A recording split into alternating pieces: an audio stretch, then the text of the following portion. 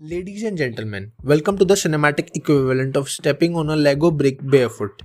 Except this time the Lego is a raptor, the brick is the script, and the pain lasts 2 hours. Yes, we are talking about Jurassic World Rebirth, or as I like to call it, Jurassic Why Did They Do This Again? Let's talk about the plot, or more accurately, the plot hole theme park. Imagine you are watching a thriller, a sci-fi, a nurture documentary, and a telenovela all badly edited together by a velociraptor with ADHD. We have got a billionaire who thinks unleashing dinosaurs again is a good idea because apparently in the Jurassic universe memory loss is a pandemic. This guy's logic is like every single dinosaur park has failed catastrophically. Let's double down and build another one. Also, the movie tries to act like it's deep. There's a subplot about genetic ethics, humanity's destructive greed, blah blah blah. You know the usually we played God nonsense that's about as fresh as a fossil in a microwave. It's so desperately trying to be meaningful that it forgets to be fun. And don't even get me started on the climax. Dinosaurs lose in a futuristic lab city hybrid where neon lights are brighter than the story. You know it's bad when the CGI dinosaurs look confused about why they are there. Well, let's talk about the characters, or should I say NPCs with a budget. Scarlett Johansson plays a haunted ex-geneticist with a tragic past. Sound promising, right? Well, turns out her character is about as emotionally expressive as a raptor staring into the void.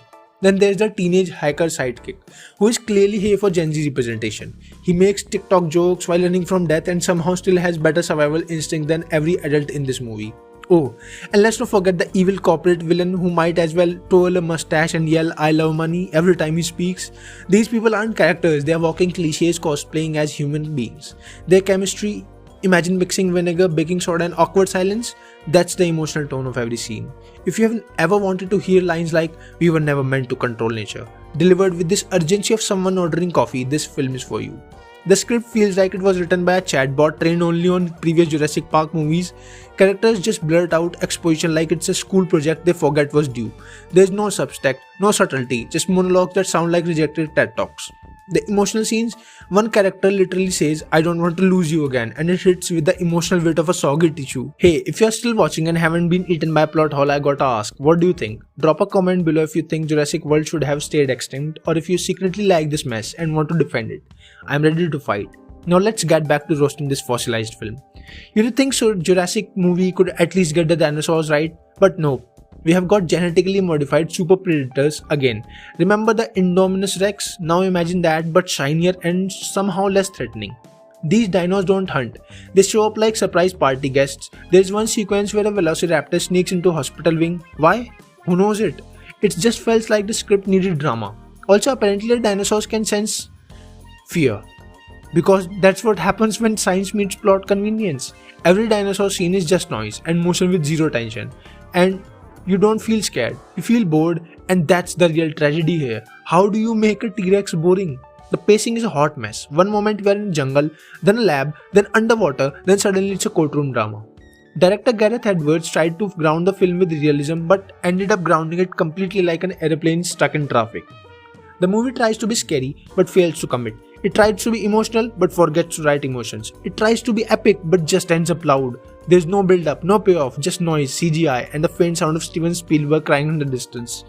Look, the movie is technically pretty, the practical effects are solid and the CGI dinosaurs look realistic enough. But you know what else is realistic? Attacks audit.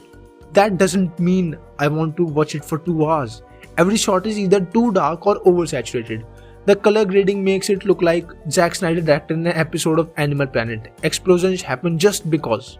Helicopter crashes every 15 minutes like it's a part of sponsored deal with chaos. You can spend $200 million on visuals, but if the story sucks, it's just high definition garbage.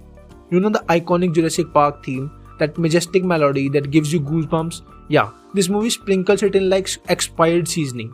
The new score tries to be dark and epic, but ends up sounding like someone fell asleep as a synthesizer. Even the roars feel less intimidating. It's like the T-Rex has laryngitis. Jurassic World Rebirth is less of a movie and more of a $200 million lecture on how to waste everyone's time. It's like they resurrected the franchise only to euthanize it in IMAX.